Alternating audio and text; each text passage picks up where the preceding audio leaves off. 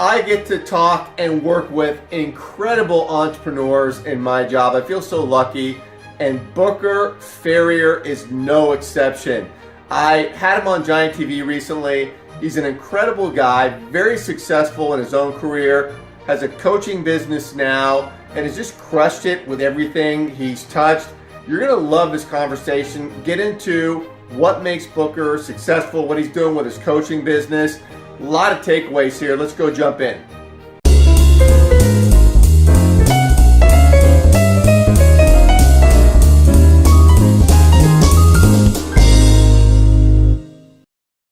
Hi, everybody. Thanks for jumping on Giant TV. This is Paul Hitchcock. I'm the president and founder of Giant Jacks Media. We're helping others to grow and nurture their businesses. This is us here, our headquarter office in Orange County, California. Really excited to have Booker Farrior on the show. Welcome, Booker. Hey, thanks for having me, Paul. I appreciate it. Yeah, and you and I were talking offline. I'm looking down because I've got your profile up here, your website. You're doing amazing things, and I just want to jump right into this. I want our audience to hear what's going on with you, what you're focused on. So tell us, what are you doing with your business? Yeah. Well, let me start by saying I've had a pretty awesome and diverse career. I've worked across 5 industries and 8 companies, Wow. Public, private, startups. I think it was employee number 37, big, small. And so I actually started out as an industrial engineer for UPS. Oh, you Did did? time Okay. studies, started counting stoplights and things of that sort.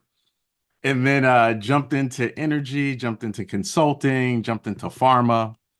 And it was actually in pharma where I first got exposed to coaching. Mm-hmm. So we would focus on, if there was an employee whose behavior we wanted to change, we'd actually focus on the leader and make sure the leader was doing everything he or she could to make the environment one where the employee could thrive. Interesting. And that was the first place I saw that, executive coaching could actually positively impact business outcomes. Yep. And from that point on, I was like, I have to do coaching in every role I do, right? Mm-hmm. Yeah. So fast forward to my last company at Vanguard and got formally trained in coaching. I started coaching by the book, my executive coaching company on the side, and really started talking to my clients who were trying to figure out their values and what they wanted to do. And we'd have conversations about their purpose and their passion. And I realized that I wasn't living in mine. And so I actually had a chance to go full time. And that's what I did. I don't know if you're familiar with the concept Ikigai.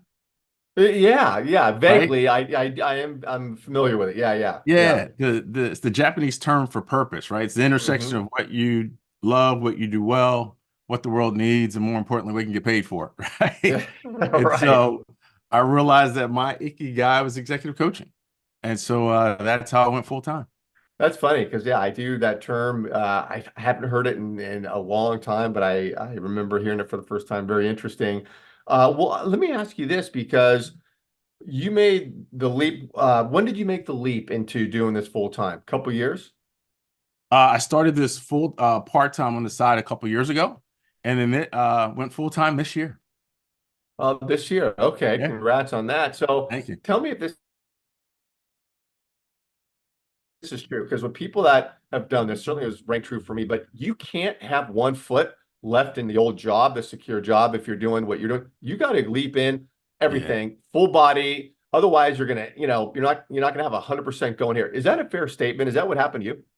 It is a fair statement. Well, I will say though, is there's got to be, for me, there was a period of time to make sure, hey, you've got this hypothesis of how it could work. Yeah. You got this hypothesis of what you can do, can you get clients, and you sort of test that hypothesis out. But then once you find out that it works, yes, you got to jump, got to be all in, got to be all in. Yeah. Did you have processes and platform and everything ready to go right out of the gates, or did you have to learn some stuff early on that you tweaked? Yeah, I had to learn some stuff early on. I actually have this huge list of plan the business, build the business, run the business, and grow the business. And I'm doing something from every one of those things every day and every week. And so I'm a planner, right? By nature, I was industrial engineering. I started out as a planner. Yeah. So that is a strength of mine. And then I network like crazy. I've had some fantastic conversations, and they pretty much are, hey, I don't know what I don't know. So can you help me figure out the path forward? Can you identify some landmines that I might not be aware of? Oh, You know, yeah. what are the most important things I need to think about? And so through that networking, which I still do, I've been able to get a good idea of how to navigate this space Mm-hmm. and be successful at it. And what is your main focus with leaders? You're going in and doing what exactly? So I help professionals who are struggling with navigating their career pivot points to overcome those obstacles to get the role that they want, right? So a lot of people know that they want to change, but they may not know what it takes to successfully pivot, or they Mm-hmm. may know what it takes, but they don't know how to pivot, or they may know what it takes, they may know how, but they might be afraid to pivot. And so I help those leaders and executives overcome those real or perceived obstacles to have the career that they desire, right? And it's based off of really two philosophies that my father ingrained in my sister and I. So one is most people are average. With a little extra effort, you won't be like most people, right? So that's a Mm-hmm. mindset of just doing a little bit more, right? Whether or not Yeah. that's in your planning, whether or not that's in your reading, whether or not that's in your networking, but you got to do a little bit more.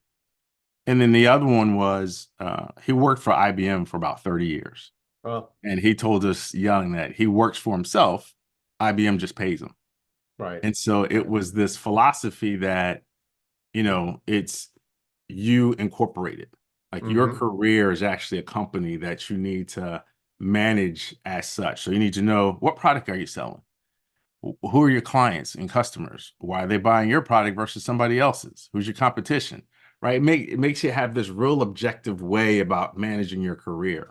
Yeah. So Yeah. between having to do that little bit of extra and really managing your career like a company, that's how I help professionals navigate those pivot points, because it takes more of an objective view. It's less of you know, Paul Hitchcock, the employee, and Paul Hitchcock Incorporated. I love that because what you just said reminded me of a value proposition statement, and expanding on that, Yeah. what do you do? Who do you do it for? And why are you better than the next guy? Yes. I sort of talk to people about that as, hey, at least know that about yourself, that small value prop, because then it's going to blossom into a bigger discussion of things, which you were just mentioning. Yes, absolutely. Absolutely. And it's any team I've led, I've had that conversation about you incorporated is a mindset I need you to start to have, right? Yeah. Because Booker Farrior Incorporated is not going to fail, but that means you have to be successful. So I'll do whatever you need me to do to make sure you're successful, because we all need to be successful. And it's typically a new perspective that they hadn't heard or lived. And so it became really effective. Yeah, and as you're talking, I'm thinking it almost gets into personal branding and Yes. yeah, because there's such an opportunity today to brand yourself and have that you incorporated as you talk about. And it still amazes me how many people don't do it. Now, a lot of people that do it are ones that are selling, a specific product themselves. They have their own business.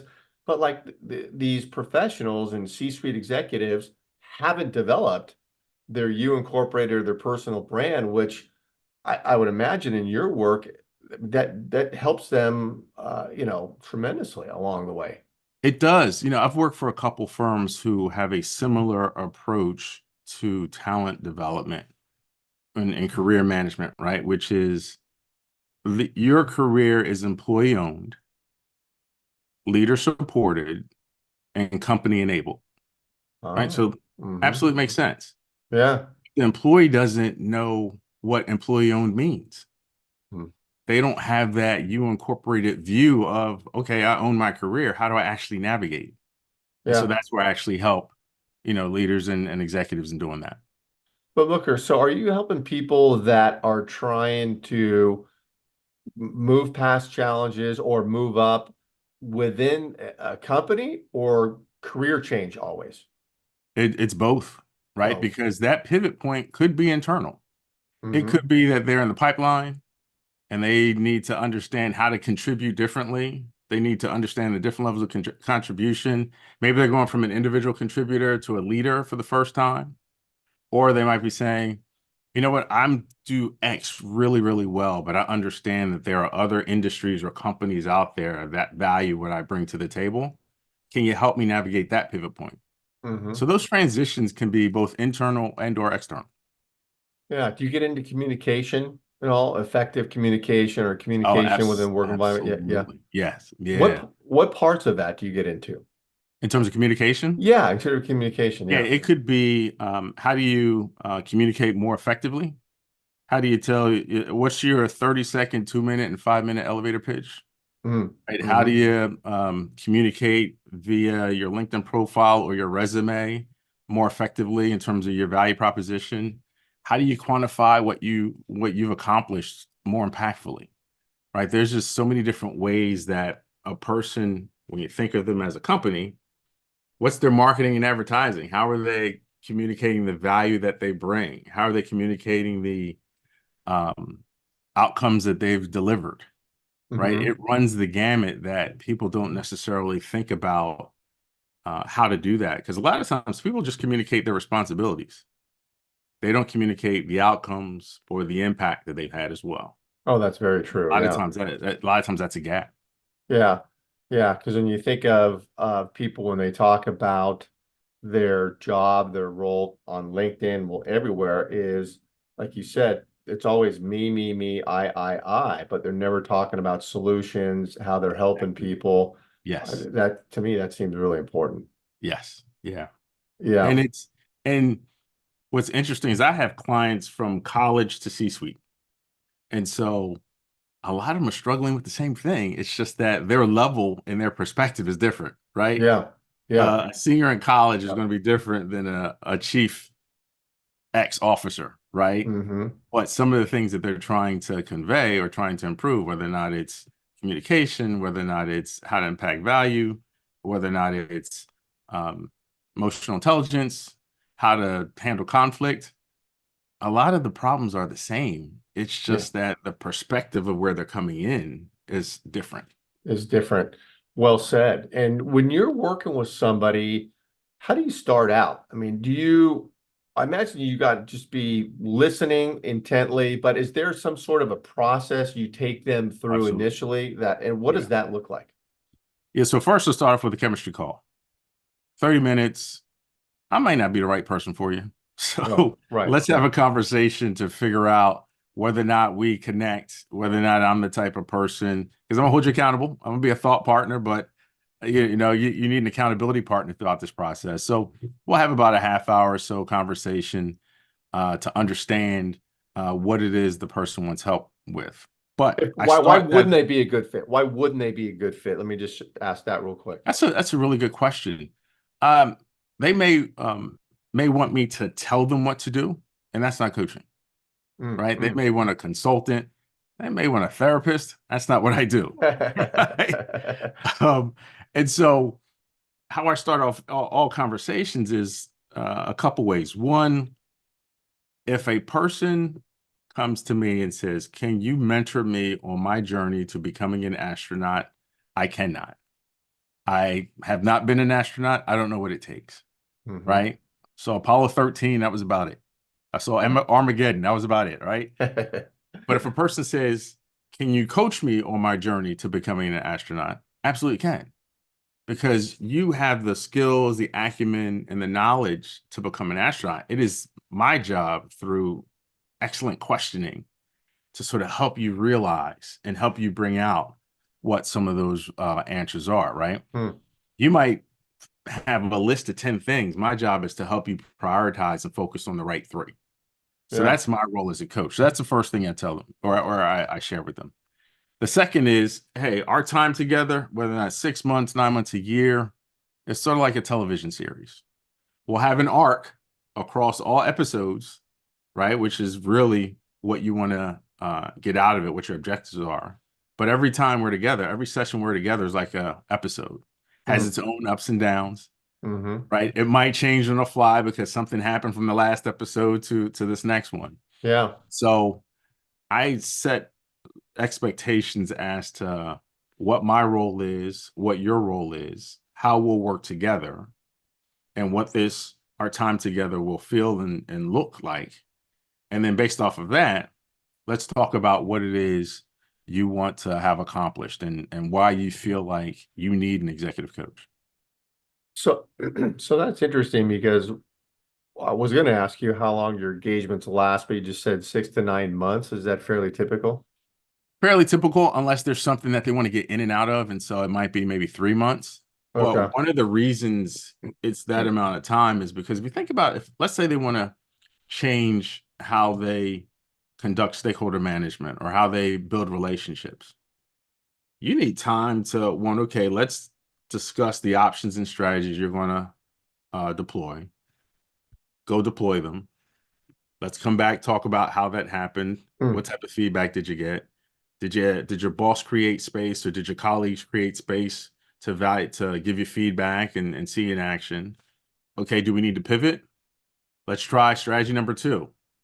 Find some time to do it. Let's get some feedback on how you did. And so that doesn't happen in a month, right? No. And if you want to work on 2 or 3 things, you need the time to be able to see that what you tried worked, it's repeatable, right? And then we can move on to the next one. That's why a lot of times the sessions are at least 6 months.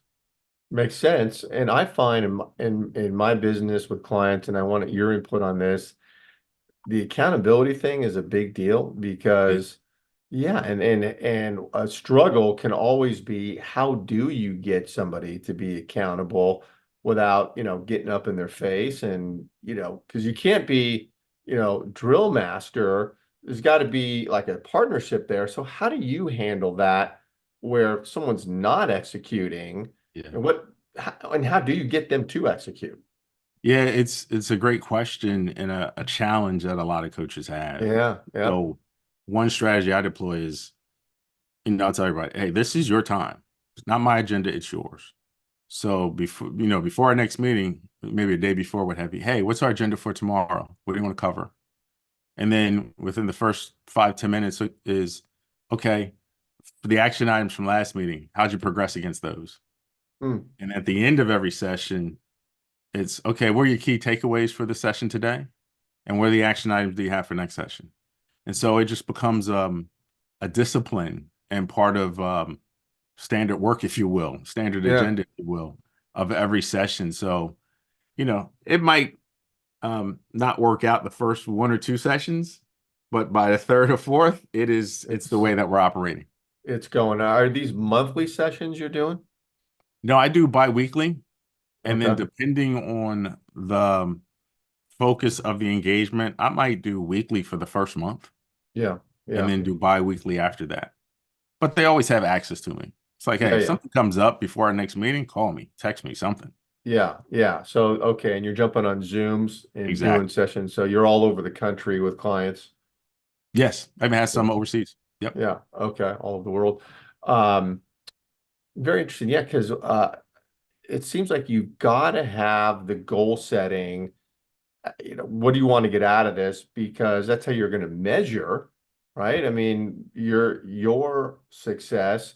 And then I think if you don't have those goals defined like you're doing up front, and these meetings are just kind of all over the map, then you don't know when it's ending or I don't know. The goal setting to me seems like a big deal up front, hard in stone. This is what we want to achieve.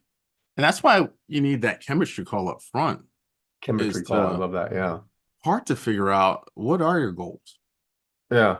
Right. Because at a minimum, if we have that and you've laid out 3 things you want to accomplish, and then we start to get into the weekly or bi-weekly engagements, we can always go back to the chemistry call. Well, you laid out these 3 things as your goals as to why you wanted to engage with me. Yeah. Let's talk about that. Let's start with there. If for this particular session, you don't have an agenda item or you're having trouble trying to articulate actually what you're trying to accomplish. Yeah. Right. So that chemistry call is where it all starts. Right. I can't just work with you session 1. Okay, what are we doing? No, let's figure out in that chemistry call. Let's lay the thing out, how your season's going to go, how the arc of our engagement's going to go, so that we always have that as a reference point for every session that we do.